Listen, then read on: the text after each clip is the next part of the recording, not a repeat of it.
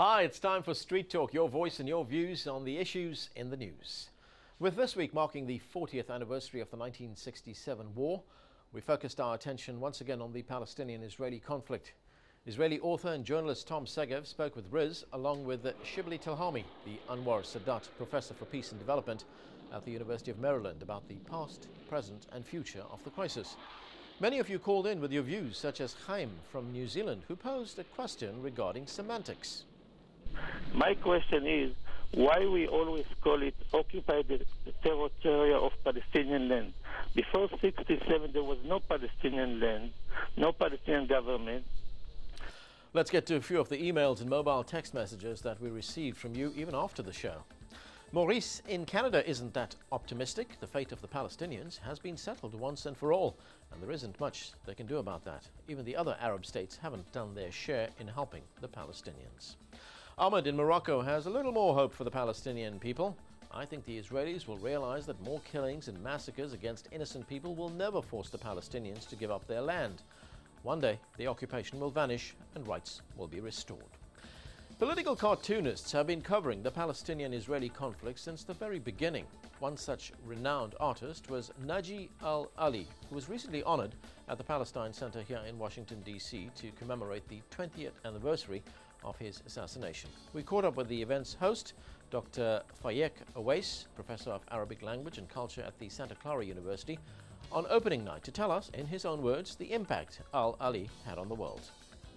Naji Al-Ali was a Palestinian artist, Palestinian cartoonist that was born in Palestine in 1937 and was assassinated in London in 1987.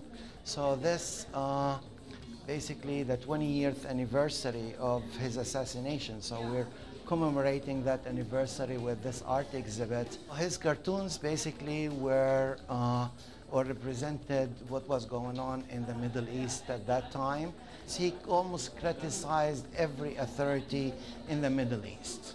Hamdallah is a little boy that is 10 years old, was born at 10 years old, and basically that represented Naji Al-Ali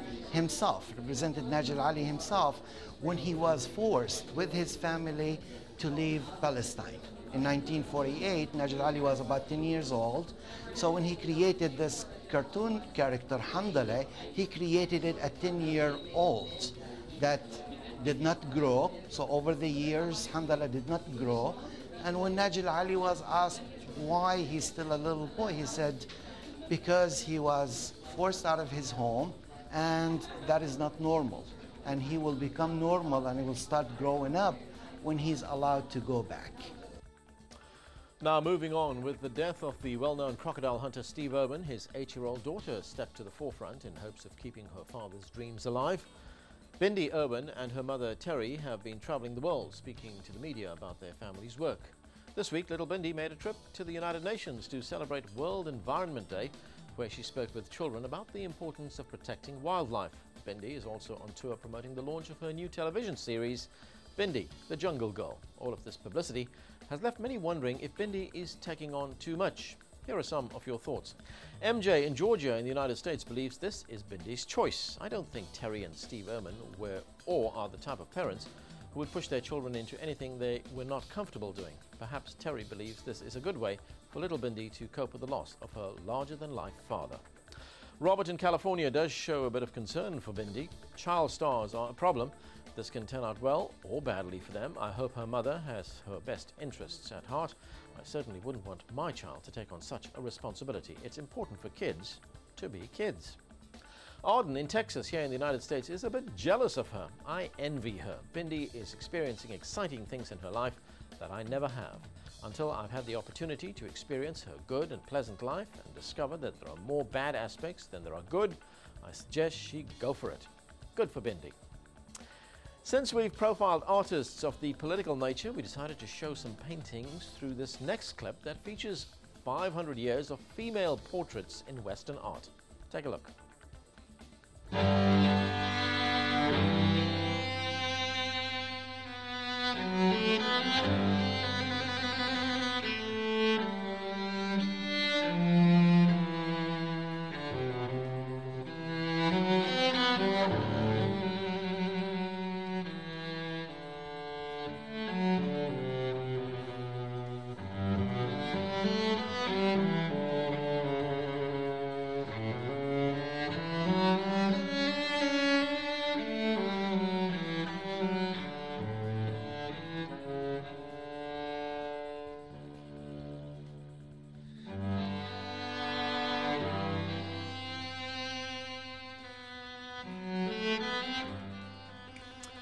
And that is it. Until next time, do keep sending in your questions and comments and point us to anything interesting or amusing for Street Talk.